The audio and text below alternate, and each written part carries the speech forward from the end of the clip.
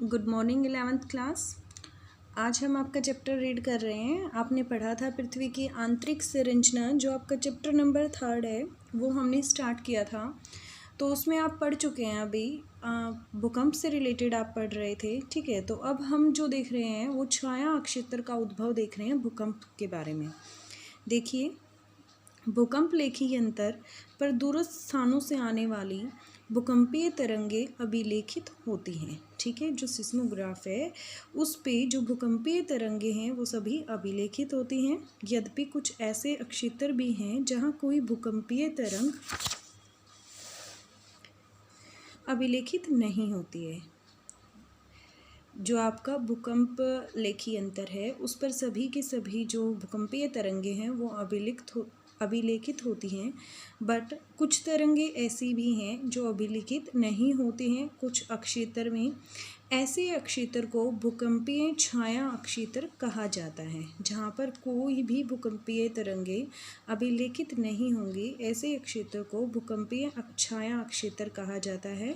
Shadow zone के नाम से इसे जाना जाता है, ठीक है। जैसे मैंने आपको बताया था, दो तरीके की तरंगे होती हैं, दो वेव्स होती हैं। प्राइमरी वेव्स होती हैं, सेकेंडरी वेव्स होती हैं, ठीक है। तो आप यहाँ से देखिए, कोई भी भूकंपीय जो तरंग है, ये यहाँ पर शेडो रीजन, ये अर्थ की क्रोड दिखा रखी है, ये भूपरपट्टी जहाँ हम रहने लग रहे हैं, ठीक है।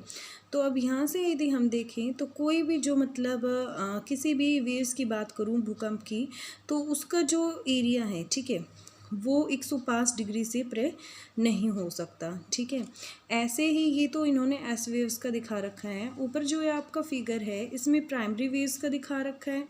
प्राइमरी वेव्स जो हैं ये आपको दिखा रखा है 105 to 145 और 145 105, ठीक है।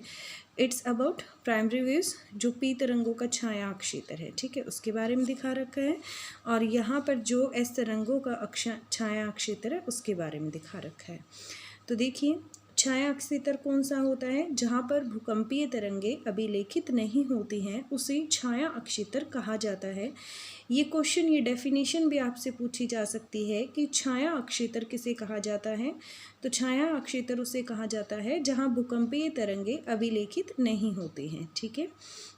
कहता है, विभिन्न भूकंपीय घटनाओं के अध्ययन से पता चलता है कि एक भूकंप का छाया अक्षेत्र दूसरे भूकंप के छाया अक्षेत्र से सर्वथा भिन्न है, ठीक है, डिफरेंट है। जो एक भूकंप का छाया अक्षेत्र होगा वो दूसरे से हमेशा ही अलग होगा। ये आपको चित्र मैंने आपको अभी दिखा दिया था 3.2। ये प्राइमरी वेव्स का शेडो रीजन और सेकेंडरी वेव्स का शेडो रीजन, ये मैं आपको रिप्रेजेंट करा चुकी हूँ। अब देखिए, पी व एस तरंगों का छाया अक्षेत्र प्रदर्शित करता है। यह देखा जाता है कि भूकंप लेखी भूकंप अधिकेंद्र से 105 डिग्री के भीतर किसी भी दूरी पर पी व एस दोनों ही तरंगों का अभिलेखन कर सकता है। 105 डिग्री के अंदर, ठीक है, के भीतर किसी भी, चाहे वो प्राइमरी वेव्स हैं चाहे वो सेकेंडरी वेव्स हैं, अभिलेखन किया जा सकता है, अभिलेखित की जा सकती हैं। कहता है, भूकंप लेखी अधिकेंद्र से 145 डिग्री से परे केवल 145 डिग्री से परे केवल पी तरंगों के पहुंचने को ही दर्ज करते हैं, ठीक है। 145 से परे सिर्फ प्राइमरी वेव्स, और कहता है एस तरंगों को अभिलेखित नहीं करते हैं। अतः वैज्ञानिकों का मानना है कि भूकंप अधिकेंद्र से 105 डिग्री और 145 डिग्री के बीच का अक्षेत्र, ठीक है, देखिए 105 से 145 के बीच का क्षेत्र दोनों प्रकार की तरंगों के लिए छाया अक्षेत्र है, ठीक है। 105 डिग्री के परे पूरे क्षेत्र में एस तरंगे नहीं पहुंचती। एस तरंगों का छाया क्षेत्र जो है वो पी तरंगों की छाया क्षेत्र से अधिक विस्तृत है। यहाँ से आप देखते हैं ये पी तरंगों का छाया क्षेत्र है यहाँ पर, तो इससे ज़्यादा जो विस्तारित है वो किसका है? एस तरंगों का है। एस तरंगों का आप विस्तारण, जो इनका छाया क्षेत्र है, वो आप देख सकते हैं। तो यही इन्होंने एस तरंगों की प्रॉपर्टी बताई है कि जो एस तरंगों का छाया क्षेत्र है वो पी तरंगों के छाया क्षेत्र से अधिक विस्तृत है। भूकंप अधिकेंद्र के 105 डिग्री से 145 डिग्री तक पी तरंगों का छाया क्षेत्र एक पट्टी के रूप में पृथ्वी के चारों तरफ प्रतीत होता है। एस तरंगों का जो छाया क्षेत्र है न केवल विस्तार में बड़ा है वरन पृथ्वी के 40% भाग से भी अधिक है। ठीक है, जो इनका शेडो रीजन है वो पूरी पृथ्वी का जो 40% भाग है उससे भी अधिक है। यहाँ से आप आइडिया लगा सकते हैं कि जो एस व्यूज़ हैं उनका शेडो रीजन कितना ज़्यादा है। ठीक है, अगर आपको भूकंप अधिकेंद्र का पता हो तो आप किसी भी भूकंप का छाया क्षेत्र रेखांकित कर सकते हैं।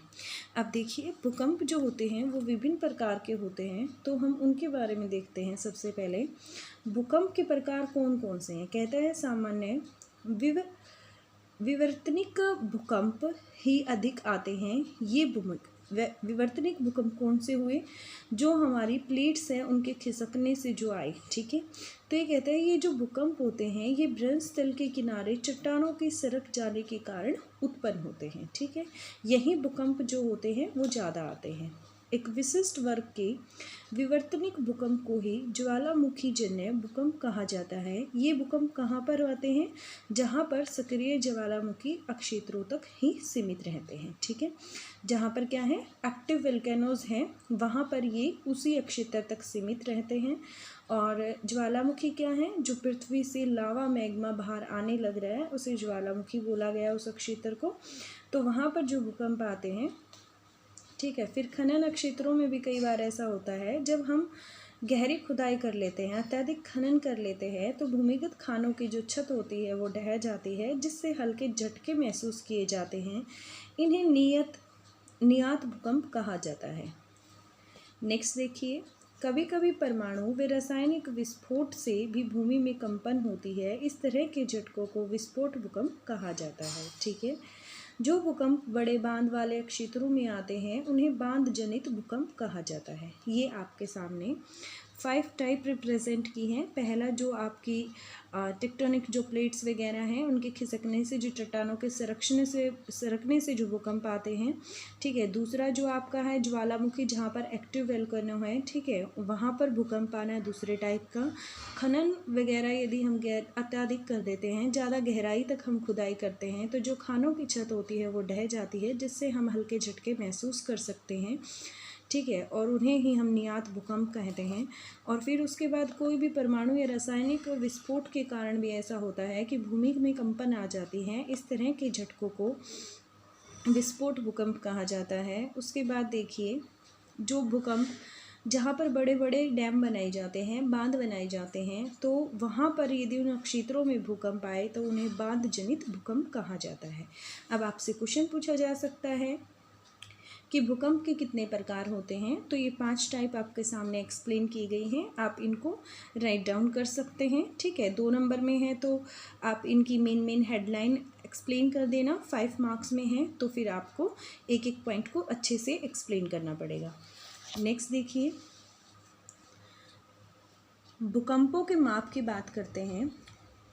भूकंपीय घटनाओं का मापन भूकंपीय तीव्रता के आधार पर व आघात की तीव्रता के आधार पर किया जाता है। देखिए, भूकंप का मापन उसकी स्पीड से किया जाता है। ठीक है, तो ये कहता है वो कितनी स्पीड से, कितनी तीव्रता से आया है, उसे रिएक्टर स्केल के द्वारा उसकी तीव्रता की मापनी की जाती है। ठीक है, ये क्वेश्चन भी 1 नंबर में आ सकता है कि भूकंप की जो तीव्रता की मापनी है वो कौन से स्केल से की जाती है। ठीक है, तो वो कौन सा स्केल है भाई, रिएक्टर स्केल है। भूकंपीय तीव्रता भूकंप के दौरान ऊर्जा मुक्त होने से संबंधित है। ठीक है, कि कितनी ऊर्जा मुक्त हुई है उसी के आधार पर भूकंप की तीव्रता जो है वह निर्भर करेगी। इस मापनी के अनुसार भूकंप की तीव्रता 0 से 10 तक होती है। मतलब इस स्केल के द्वारा यदि हम देखें तो उसकी जो स्पीड होगी वो 0 से 10 के बीच में होगी। ठीक है, जो इसके स्केल पे नोटेशन होंगी। फिर कहता है आघात की तीव्रता या गहनता को इटली के भूकंप वैज्ञानिक हैं, उनका नाम क्या है, मार्केली के नाम पर जाना जाता है। यह झटकों में हुई प्रत्यक्ष हानि द्वारा निर्धारित की जाती है। इसकी गहनता जो होती है वो 1 से 12 तक होती है। अब भूकंप के प्रभाव, मतलब भूकंप से कौन कौन सी चीज़ें प्रभावित होंगी, हमें कितने नुकसान हो सकते हैं, उन सभी के बारे में देखिए क्या क्या प्रभाव पड़ते हैं। भूमि का हिलना, धरातलीय विसंगति, मतलब धरातल में कोई भी दोष आ जाना, ठीक है, जैसे भूमि का फटना, जो ज़मीन है उसका खिसकना, ठीक है, चट्टानों का आपस में टूटना खिसकना, ये सब कुछ भूस्खलन, भूमि के टुकड़े इधर से उधर, भूस्खलन, भूमि के टुकड़े खिसक गए। फिर मृदा धरातल का एक तरफ झुकना, हिमस्खलन भी हो सकता है, धरातलीय विस्थापन भी हो सकता है, बांध व तटबंध टूट हो सकते हैं, आग लग सकती हैं, इमारतें टूट सकती हैं, ढांचाओं का ध्वस्त हो सकते हैं, वस्तुओं का गिरना, सुनामी, ये सारे के सारे क्या हैं, भूकंप से प्रभावित हैं। ठीक है, भूकंप के प्रभाव यही हैं, इनसे हमें यही हानि हो सकती है। फिर उसके बाद कहता है उपरोक्त सूचीबद्ध प्रभाव से पहले 6 का प्रभाव स्थल रूपों पर देखा जा सकता है, जबकि अन्य 6 को क्षेत्र में होने वाली जन धन की हानि से समझा जा सकता है। सुनामी का प्रभाव तभी पड़ेगा जब भूकंप का अधिक केंद्र समुद्र अधस्थल पर होगा। जब भूकंप का जो फोकस पॉइंट है वो कहाँ होगा, समुद्र पर होगा, तो भूकंप की तीव्रता बहुत अधिक हो।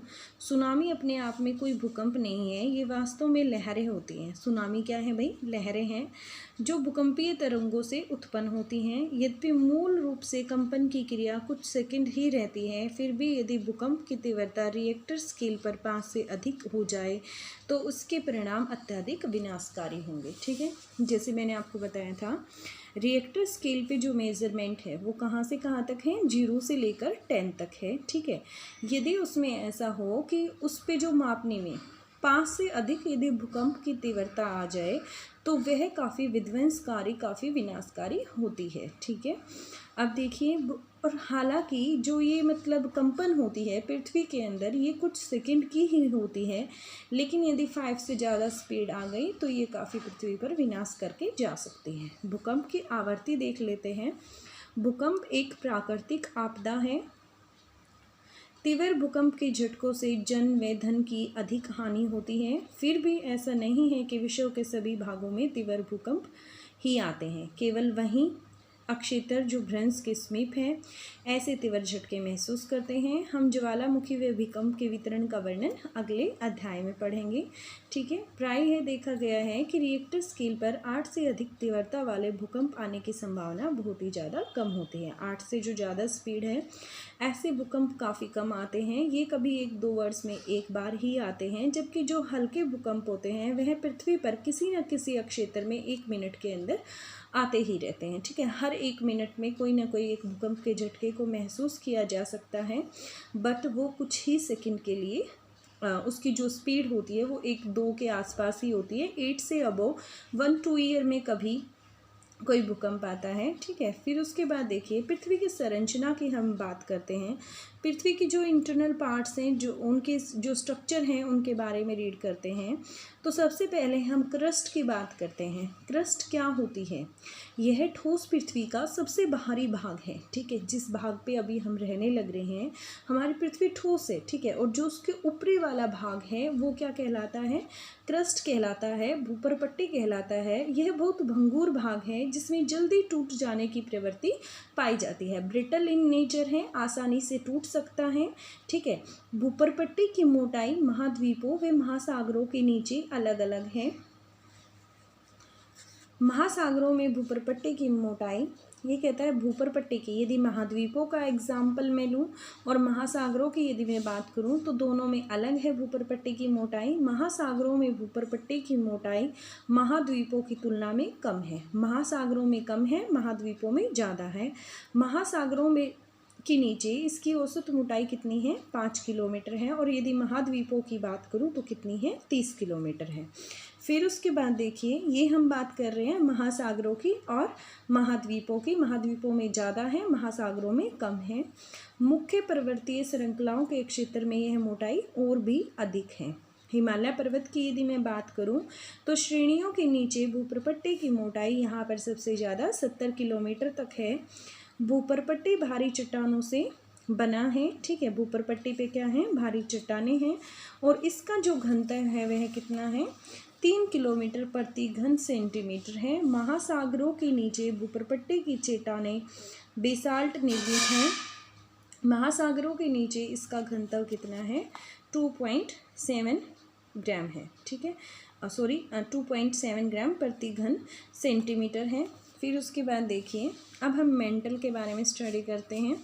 कहते हैं भूगर्भ में परपट्टी के नीचे का भाग मेंटल कहलाता है। जो हमारी भूपरपट्टी है उसके नीचे के भाग को मेंटल कहा जाता है। यह मोह अशांतय से आरंभ होकर कहाँ तक है, 2900 किलोमीटर तक की गहराई तक है।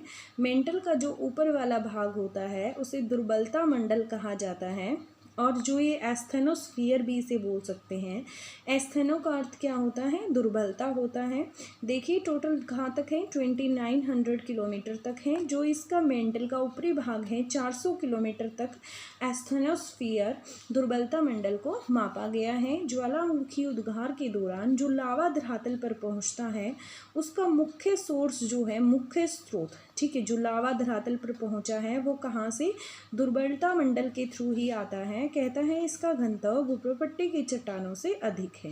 भूपरपट्टी की चट्टानों की मैंने आपको बात की थी, तो उसका घनत्व कितना था हमारे यहाँ पर, 3 ग्राम प्रति घन सेंटीमीटर था। और यदि मैं यहाँ पर मैं बात करूँ तो जो हमारा एस्थेनोस्फीयर है, दुर्बलता मंडल जिसे बोला गया है, इसका जो घनत्व है वो कितना है, 3.4 ग्राम प्रति घन सेंटीमीटर से अधिक है। भूपरपट्टी व मेंटल का ऊपरी भाग जो 400 किलोमीटर तक का है, जिसे दुर्बलता मंडल बोला गया है, ये आपको याद रखना है सारा।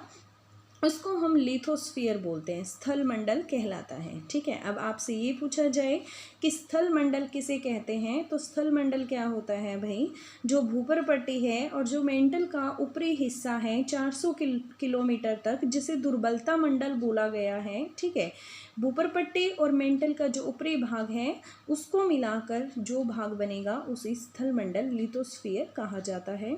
इसकी मोटाई 10 से 200 किलोमीटर के बीच में पाई जाती है। नीचे मेंटल का विस्तार दुर्बलता मंडल के समाप्त हो जाने के बाद तक है।